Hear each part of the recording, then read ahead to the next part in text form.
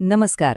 आजच्या या एक्सप्लेनरमध्ये आपण रेफ्रिजरेशन आणि एअर कंडिशनिंग क्षेत्रातल्या एका अतिशय महत्त्वाच्या तांत्रिक बदलावर चर्चा करणार आहोत. तो बदल म्हणजे व्हॅक्यूम मोजण्याची उत्क्रांती.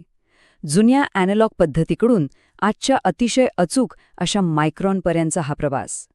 तंत्रज्ञानाच्या जगात सतत काहीतरी नवीन घडत असतं, बरोबर?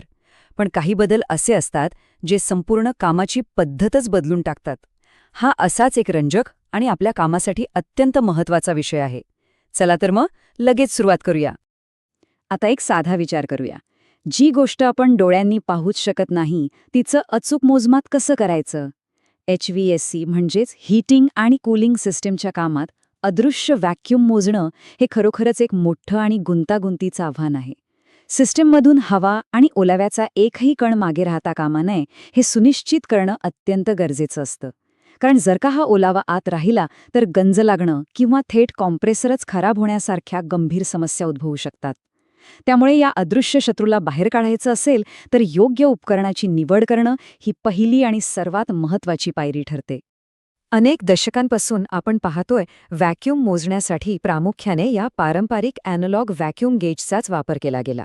हे पूर्णपणे एक यांत्रिक उपकरण होतं, सुया, स्प्रिंग्ज आणि काट्यांवर चालणारं.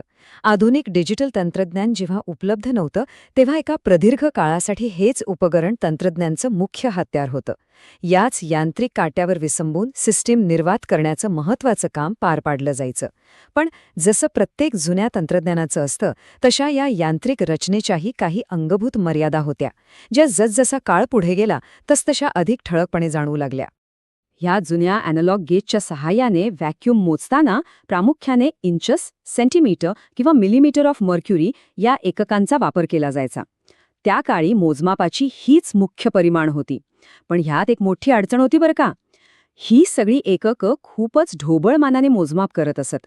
म्हणजे मोठ्या प्रमाणावर व्हॅक्यूम तपासायचा असेल तर ठीक आहे, पण जिथे अतिशय अचूकतेची गरज असते तिथे ही एककं कमी पडायची. अगदी साध्या उदाहरणाने सांगायचं तर एखाद्या अतिशय नाजूक कामासाठी एखादं खूप मोठं आणि अवजड हत्यार वापरल्यासारखीच ही परिस्थिती होती. आणि नेमकी इथेच या जुन्या ॲनालॉग आणि कंपाऊंड गेजची सर्वात मोठी मर्यादा समोर येते. अगदी कमीत कमी व्हॅक्यूम, ज्याला आपण फाईन व्हॅक्यूम म्हणतो, ते अचूकपणे मोजणं या यांत्रिक उपकरणांच्या आवाक्याबाहेरचं होतं. सिस्टम खरोखरच 100% निर्वात झालीये की नाही हे अगदी खात्रीलायकरित्या सांगण्याइतकी सूक्ष्मता या काट्यांमध्ये नव्हतीच मुळी.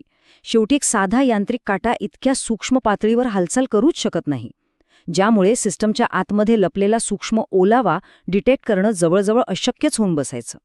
आता हा फरक अगदी स्पष्टपणे पाहता येईल. एका बाजूला ते आपलं पारंपरिक यांत्रिक ॲनालॉग गेज आहे, ज्याचे आकडे आणि सुया सूक्ष्म अचूकतेची कोणतीही हमी देऊ शकत नाहीत. आणि दुसऱ्या बाजूला आजच्या काळातील अत्यंत सुबक आणि अचूक असं डिजिटल समाधान आहे. हा केवळ 2 उपकरणांमधला बदल नाहीये, तर तंत्रज्ञानाने अचूकतेच्या दिशेने मारलेली एक खूप मोठी झेप आहे.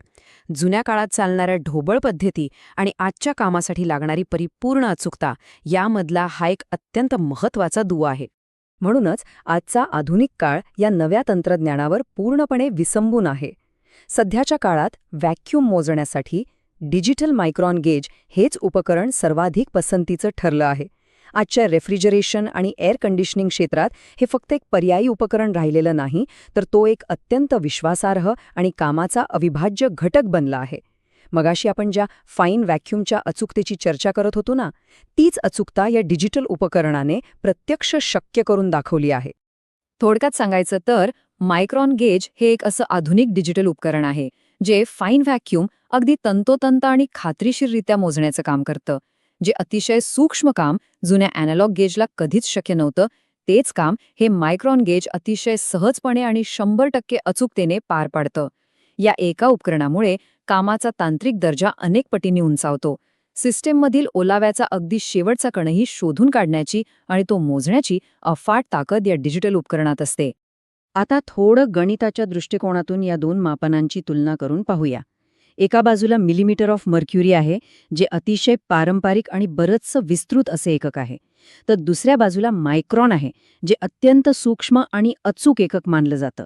हे गणित समजून घेतलं की आपल्याला मायक्रॉन गेजचं खरं महत्त्व आणि त्याची ताकद लगेच लक्षात येते.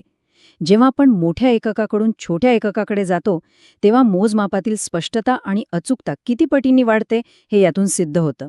हा एक आकडा नेहमी लक्षात ठेवण्यासारखा आहे. 0.001. गणिताच्या भाषेत स्पष्ट सांगायचं तर 1 मायक्रॉन म्हणजे 0.001 मिलीमीटर. दुसऱ्या सोप्या शब्दांत सांगायचं तर 1 मिलीमीटर ऑफ मर्क्युरीचा थेट 1,000वा भाग. विचार करा, यावरून आपण सहज अंदाज लावू शकतो की हे मोजमाप किती खोल आणि सूक्ष्म पातळीवर जाऊन होत आहे. जिथे आपल्या साध्या डोळ्यांना काहीच फरक जाणवत नाही, तिथे हे उपकरण चक्क 1000व्या भागापर्यंतची अचूक माहिती आपल्याला स्क्रीनवर दाखवतं. आता हीच संकल्पना थोडी उलट्या बाजूने पाहूया, म्हणजे चित्र एकदम स्पष्ट होईल. 1 मिलीमीटर ऑफ मर्क्युरी म्हणजे तब्बल 1000 मायक्रॉन्स. याचा सरळ अर्थ असा होतो की जेव्हा जुन्या ॲनालॉग गेजवर काटा फक्त 1 मिलीमीटरने सरकताना आपल्याला दिसतो, तेव्हा प्रत्यक्ष सिस्टीममध्ये 1000 मायक्रॉन्सचा प्रचंड मोठा आणि हानिकारक फरक पडलेला असतो. जुन्या उपकरणाला तो केवळ एक छोटासा मिलीमीटर वाटतो, पण डिजिटल मायक्रॉन गेज याच 1000 सूक्ष्म भागांना अतिशय अचूकपणे टिपण्याचं काम करतं आणि सिस्टीमला भविष्यातील मोठ्या नुकसानीपासून वाचवतं. तर शेवटी एक विचार करण्यासारखी गोष्ट उरते. आपण सगळेच यांत्रिक आणि ढोबळ उपकरणांकडून आता डिजिटल अचूकतेकडे वेगाने वाटचाल करत आहोत.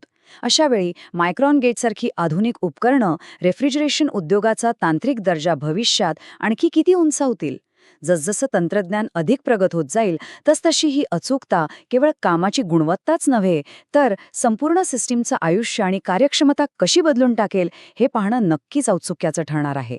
हा अचूकतेचा प्रवास इथून पुढे आपल्याला आणखी कुठे घेऊन जाईल याची आपण फक्त कल्पनाच करू शकतो.